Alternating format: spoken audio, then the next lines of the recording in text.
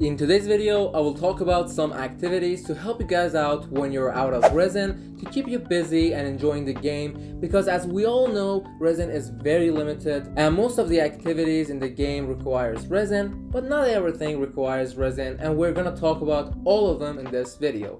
Also, consider subscribing to help me out to stay motivated and make a lot more content surrounding Genshin Impact and soon Honkai Star Rail in the upcoming days. Without wasting your time, let's get into it. Remember all those world quests that you've been neglecting?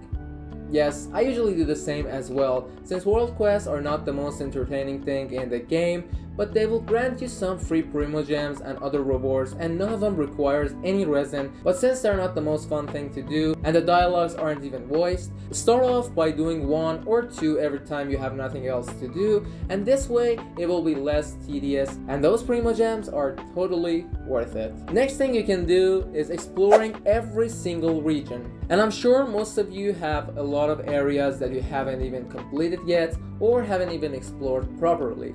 And if you're one of those people who have finished every single area and have it 100%, well, kudos to you. And you thought I was gonna say it doesn't apply to you, right? Well, it actually does. You can open your adventure handbook and start farming mob materials in the open world, and by using your handbook you will know the exact location of the enemies and what they're gonna drop, and you will never know when you're going to need more of them.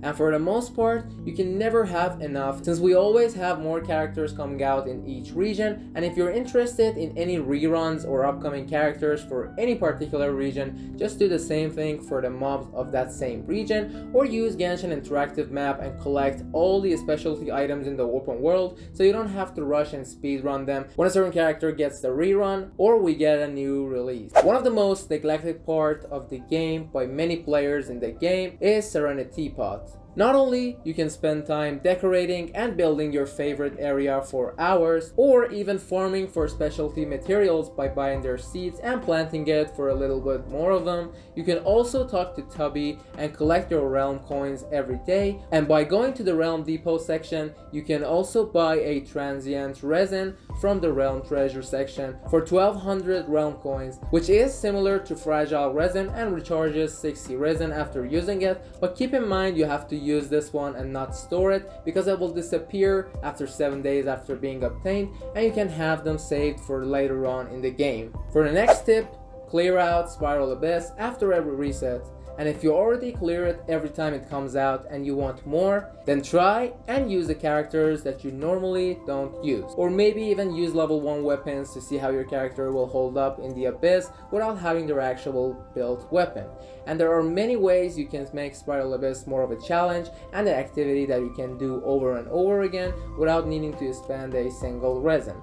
And if Abyss is too hard for you to clear, then you might be able to find out what teams and characters works best by trying multiple characters and multiple team comps in each floor and see if certain characters perform better in any particular floor, and from there you will plan it out to finish it by using the right teams once and for all.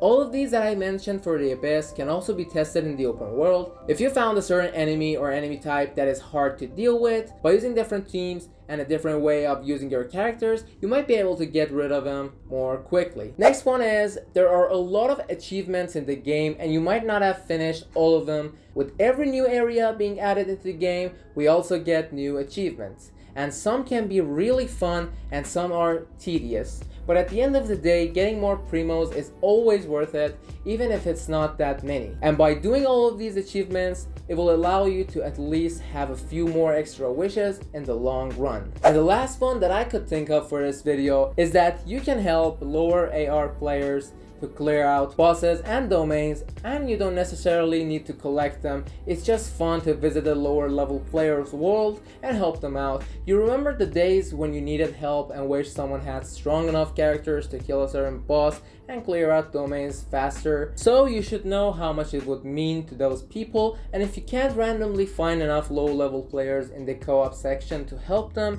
you can interact with any domain, and by pressing match on the lower recommended party levels, you will automatically get paired with players that couldn't start the higher level ones, and by doing that, you can join them and clear out the bosses faster for them, and trust me, they're going to enjoy and appreciate it. And with that, these were my suggestions, and if you have any more suggestions for activities without resin that are worth doing, let me know down below in the comments, and I'm sure a lot of people will also make use of them. And if you found this video helpful, consider subscribing for more videos and Genshin Impact content in general. With all that being said, have a good day or night, and peace.